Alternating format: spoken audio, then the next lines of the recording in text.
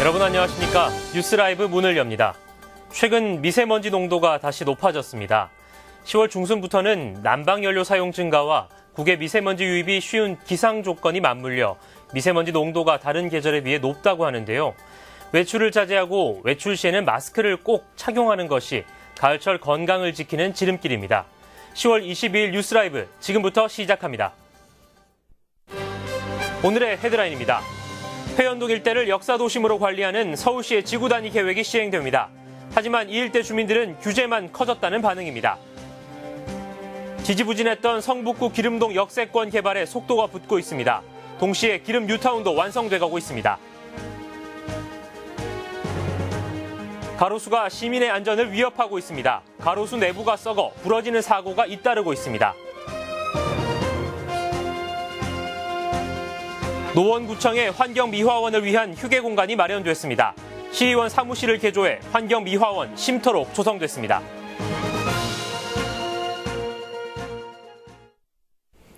회현동 일대를 역사도심으로 관리한다는 지구단위 계획이 시행됩니다.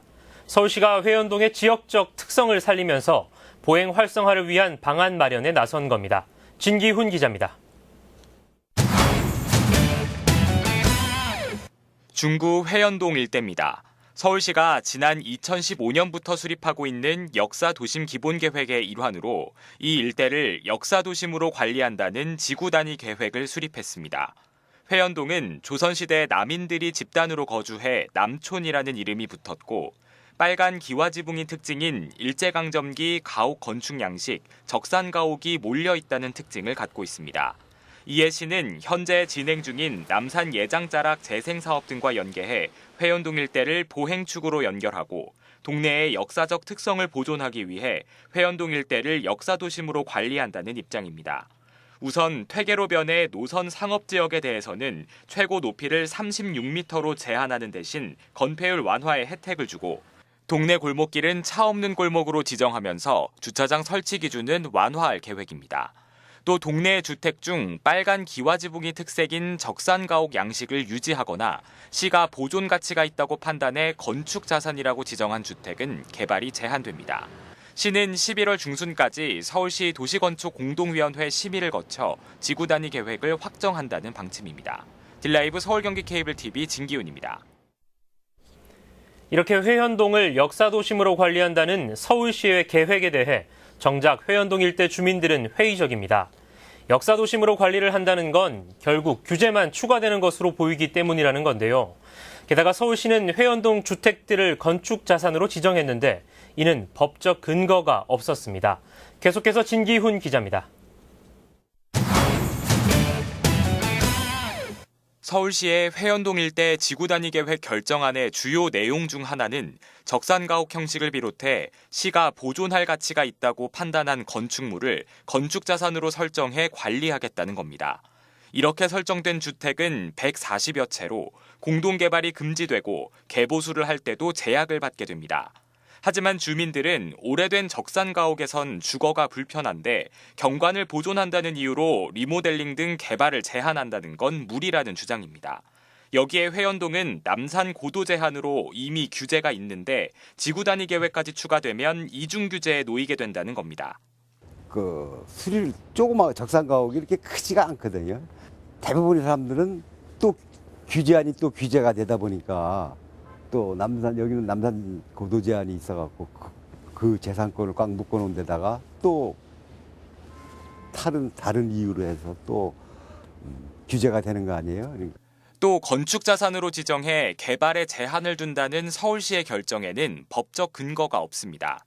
우선 서울시는 건축 규제의 근거로 건축 자산을 제시했지만 시가 작성한 회현동 일대 지구단위 계획 결정안에는 건축 자산은 법에 따른 선정 대상이 아니고 우수 건축 자산으로 지정하기 이전의 예비 목록의 개념이라고 명시돼 있습니다. 또 건축 자산의 관리에 관한 사항은 별도 규정이 없다는 내용도 명시돼 있습니다. 관계 법률과 시행령에서는 우수 건축 자산으로 지정할 경우 지자체의 일방적 결정이 아닌 소유주의 신청이 전제돼야 한다고 명시돼 있고 지정된다 하더라도 건축 규제를 할 수 있다는 내용은 없습니다. 이제 우수 건축 자산의 경우에는 이제 소유주 소유자의 신청이 있을 경우에 그렇게 이제 준비를 하는 거고, 건축자산 같은 경우에는 이게 저희가 명확하게 이제 되진 않았는데, 되도록이면 저희가 이제 소유자 신청을 받아서 생각을 가지고는 있어요. 현재 주민 공람 의견을 반영한 수정안이 서울시 심의를 앞두고 있습니다. 주민 공감도 법적 근거도 부족했던 이번 지구 단위 계획이 어떻게 확정될지 주목됩니다. 딜라이브 서울 경기 케이블 TV 진기훈입니다. 한동안 지지부진했던 성북구 기름동 역세권 개발이 본격화될 전망입니다. 또 기름 재정비 촉진 구역 사업도 탄력을 받으면서 기름 뉴타운이 완성돼가는 모습입니다. 이혜진 기자가 보도합니다. 지하철 4호선 기름역을 끼고 있는 역세권이지만 노후된 건물이 즐비합니다. 이 일대는 지난 2006년 재정비 촉진 지역으로 지정됐지만 지금까지 사업이 지지부진했던 상황. 이미 수년 전 기름 뉴타운 10개 단지가 입주를 마친 만큼 기름 뉴타운 초입이라 볼 수 있는 기름역 일대 개발을 촉구하는 목소리가 이어져 왔습니다. 이런 가운데 지난 11일 성북구청이 해당 사업의 관리 처분 계획인가를 결정했습니다. 개발을 위한 마지막 행정 절차가 끝난 것. 계획에 따르면 이곳엔 지하 5층, 지상 35층 높이의 아파트 395가구가 들어설 예정입니다. 이 중 임대 아파트는 83세대입니다. 또 역세권인 만큼 지하 1층, 지상 2층 높이의 상가 건물도 함께 지어집니다. 공사는 롯데건설이 맡는 것으로 알려졌습니다. 한편 기름 역세권 개발이 가시화된 가운데 기름 1 재정비 촉진 구역도 다음 달 분양을 앞두고 있습니다. 이곳은 기름 뉴타운 안에서 마지막 대규모 분양 단지로 주목받고 있습니다. 지상 37층 높이로 모두 2,029가구가 들어설 예정입니다. 예정대로 올해 안에 분양이 끝나면 2020년 입주가 예정돼 있습니다. 또한 기름 뉴타운 안에서 사업 속도가 제일 늦었던 기름 5 재정비 촉진 구역도 올해 말을 목표로 조합 설립을 추진 중인 것으로 전해지면서 완성된 기름 뉴타운의 모습을 꿈꾸는 기대감이 커지고 있습니다. 딜라이브 서울 경기 케이블 TV 이혜지입니다.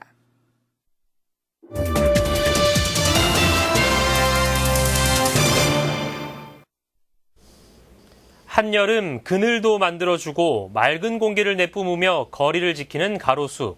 그런데 이 가로수가 오히려 시민들의 안전을 위협하고 있습니다.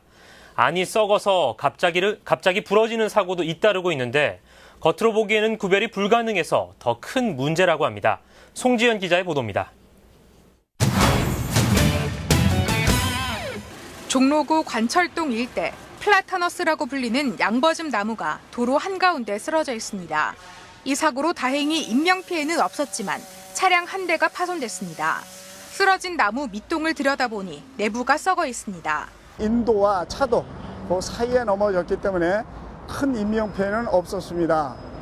그게 만약에 차도로 넘어졌을 때는 그 차 사고, 제2차 사고, 인명피해로 이어질 뻔했습니다.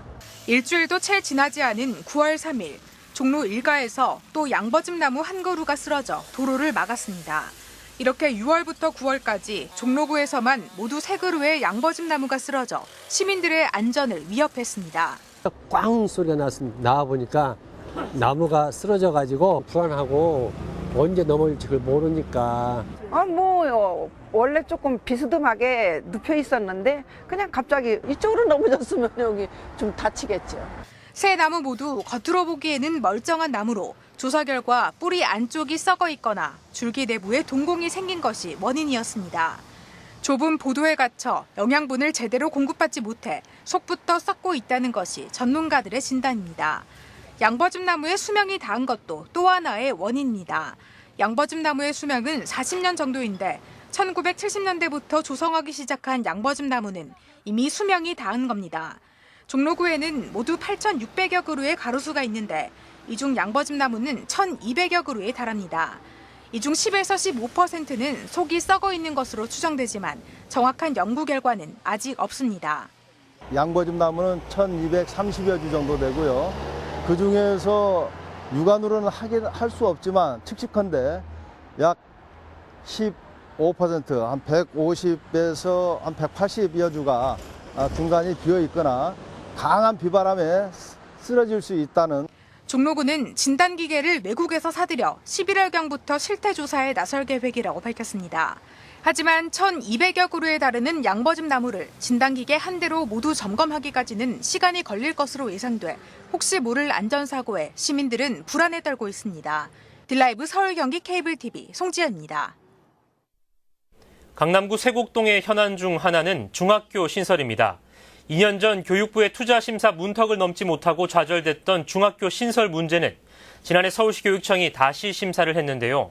최근 여기서도 부결됐다는 소식이 알려지면서 지역사회가 술렁이고 있습니다. 지혁배 기자입니다. 강남구 세곡동의 한 부지입니다. 당초 학교 용지였다 임대주택으로 용도가 변경됐는데 학교를 지어달라는 주민 청원을 근거로 2년 전 교육부에 설립안이 제출됐습니다. 결과는 부결. 지난해 서울시 교육청에 다시 상정됐지만 이 역시 학교 설립 수요 미흡 의견으로 최근 부적정 판정을 받았습니다. 전체적으로 이제 교육부 지금 판단은 학교가 지금 줄어들고 학생도 줄어들고 있는데 지금 학교를 세우는 게 맞느냐 약간 부정적이에요. 지금 교육부 자체가. 교육부는 이제 학교 설립할 때 1학급당 34명, 우리는 27명, 26명을 적정학급이라고 하는데 세곡동의 중학교는 단 한 곳. 여기에 가지 못하면 3에서 5km 떨어진 수서중학교에 가야 합니다. 올해 세곡중과 수서중에 다니는 학생은 각각 850명과 465명. 세곡동 주민센터의 조사 자료에 따르면 학령기 아동의 증가에 따라 오는 2025년이면 2,500여 명이 중학교에 다닐 거란 분석이 나오고 있습니다. 학부모 모임에서는 현재 세곡동 4개 초등학교의 과밀화 현상이 심각해지고 있는 상황이라며 중학교가 반드시 필요하다는 주장입니다. 교실 부족으로 되게 헉헉거리고 있어요. 교실이 아닌 곳에 가벽을 치고 교실로 만들고 그리고 세곡중도 마찬가지예요. 방과후 교실이 없어서 방과후를 제대로 진행하지 못하고 지역에선 세곡동 192번지에 임대주택이 지어질 거란 얘기도 흘러나오고 있어 술렁이고 있습니다. 이런 상황에서 지역구 국회의원실에선 주민들이 의견을 모아주면 중학교 설립을 다시 추진하겠다는 입장을 밝히고 있습니다. 딜라이브 서울 경기 케이블 TV 지역배입니다. 노원구청 환경미화원들이 화장실을 개조해 휴게실로 쓰고 있다는 소식 전해드린 적 있습니다.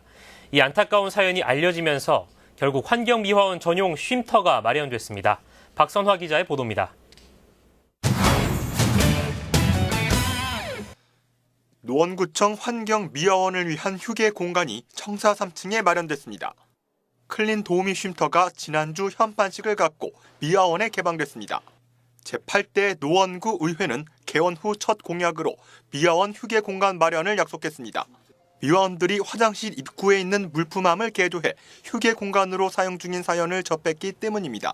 시의원 사무 공간이자 최근까지 조직 개편 추진단이 업무를 보던 사무실을 개조했고 미화원 전용 쉼터로 만들었습니다.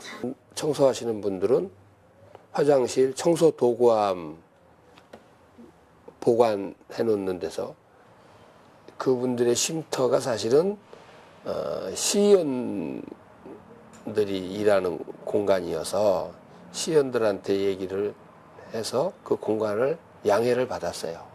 미화원들은 그간 화장실 한켠에 위치한 물품 보관함을 개조해 휴게실로 써왔습니다. 옷을 갈아입고 식사까지 하는 등 눈칫밥을 먹을 수밖에 없었습니다.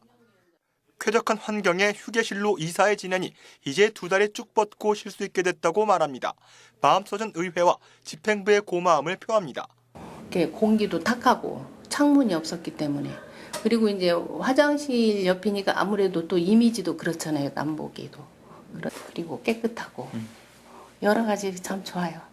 한편 논란이 된 화장실 휴게 공간은 지금은 폐쇄돼 물품 전용함으로만 사용 중입니다. 딜라이브 서울 경기 케이블 TV 박선아입니다.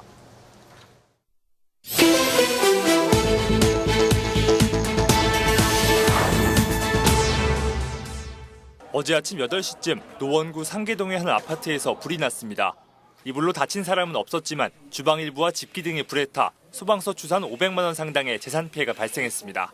경찰과 소방당국은 집주인이 켜둔 촛불에서 불이 시작한 것으로 보고 있습니다. 어제 오후 1시 20분쯤 북한산 족두리봉 인근에서 등산객 67살 임모 씨가 심정지를 일으켰습니다. 출동한 구조대는 임 씨를 심폐소생술 후 헬기를 통해 병원에 옮겼습니다. 구조 당시 임 씨는 의식을 회복한 것으로 알려졌습니다. 지난 20일 아침 8시 20분쯤 송파구 가락동 가락몰 지하 2층에서 43살 손모 씨가 몰던 전동차에 화재가 발생했습니다. 이후로 인명피해는 없었지만 지하주차장 내부가 불에 타 소방서 추산 400만 원 상당의 재산 피해가 났습니다. 경찰과 소방당국은 전동차 배터리에서 불이 난 것으로 보고 정확한 화재 원인을 조사 중입니다. 뉴스라이브 사건 사고였습니다.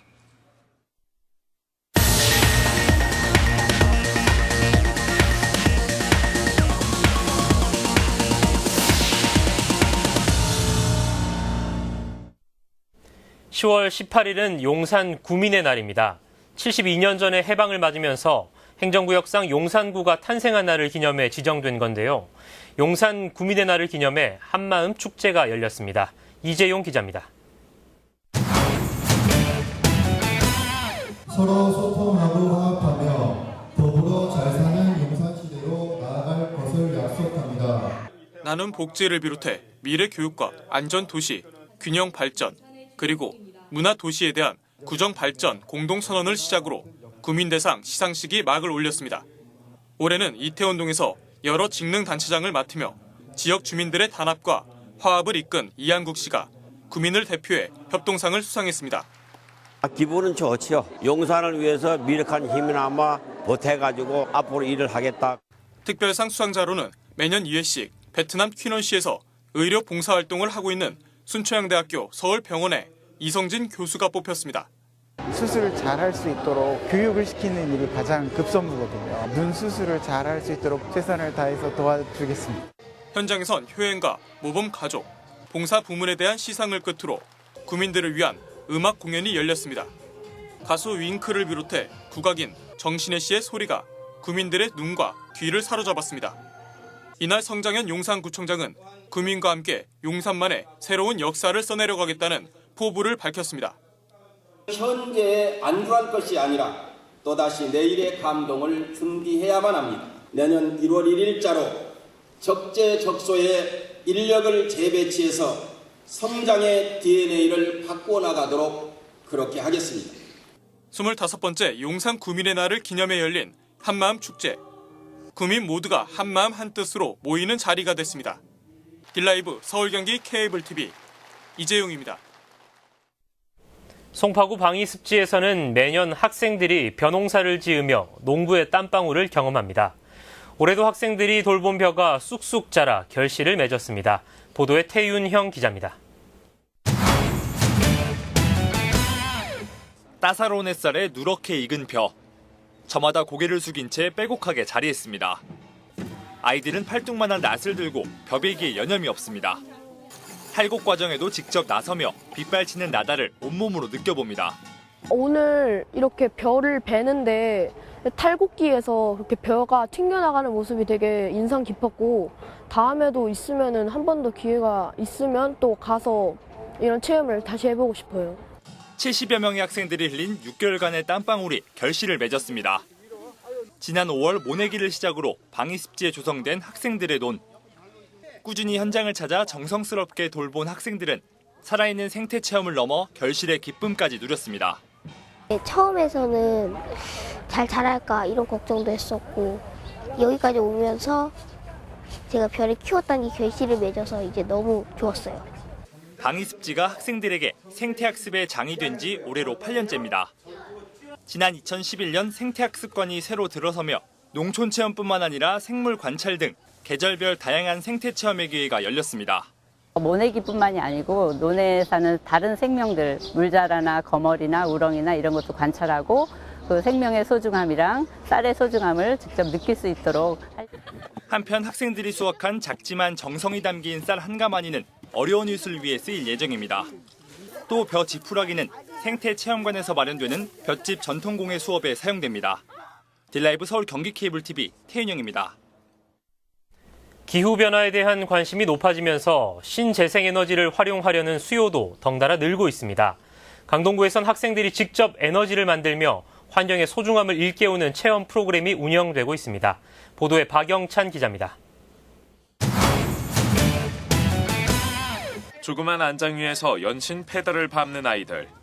다람쥐통 안에 들어간 아이들은 달리기에 여념이 없습니다. 고덕천 에너지 마루에서 에너지 생산 체험을 하고 있는 아이들의 모습입니다. 지구온난화로 신재생에너지에 대한 사회적 관심이 높아지면서 2015년부터 미취학 아동과 초등학생을 위한 신재생에너지 체험 프로그램이 시작된 겁니다.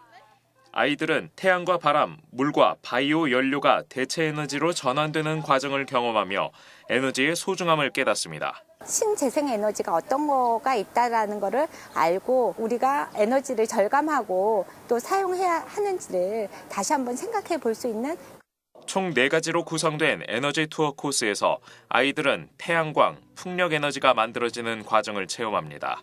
에너지 자립마을인 십자성 마을에선 태양광 발전의 실제 사례를 통해 에너지 절약의 필요성을 일깨웁니다. 전기를 많이 아껴야 된다는 생각이 들었어요. 전기를 이렇게 힘들게 만드는지 몰랐고 전기를 아끼려고 노력하신 분들 정말 감사하고 저도 이분들처럼 꼭 전기를 아껴 써야겠다는 생각이 들었어요. 올 여름 기록적인 폭염으로 기후변화에 대한 관심이 높아지는 요즘 신재생에너지를 통해 환경의 소중함을 일깨우는 시도들이 이어지고 있습니다. 딜라이브 서울경기 케이블TV 박영찬입니다. 서울시 교육청이 유치원 입학 관리 시스템인 처음 학교로에 참여하지 않는 사립 유치원을 내년도 우선 감사 대상에 포함한다고 밝혔습니다. 처음 학교로는 유치원 입학 추첨으로 인해 온 가족이 동원되거나 밤샘 줄서기를 해야 하는 문제를 해결하기 위해 만든 교육부가 만든 온라인 입학 지원 시스템입니다. 지난해 국공립 유치원은 모두 참여했지만 사립 유치원의 참여는 4%대에 그쳤습니다.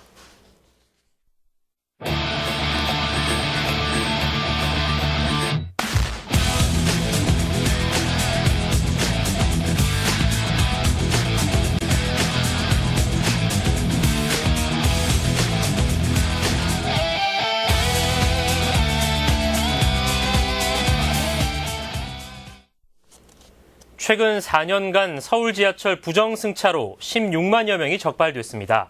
이 부정승차가 적발되면 해당 운임 외에 30배 범위에서 부가 운임을 추가로 징수하는데요. 4년간 징수된 부가 금액은 62억이 넘는다고 합니다. 시민의 발 역할을 하는 대중교통이 양심불량 얌체족들로 절름발이 신세가 되고 있진 않은지 우려도 커지고 있습니다. 적자철도라는 오명 이전에 우리의 시민의식은 어떠했는지 돌아볼 때입니다. 뉴스라이브 마칩니다. 시청해주셔서 고맙습니다.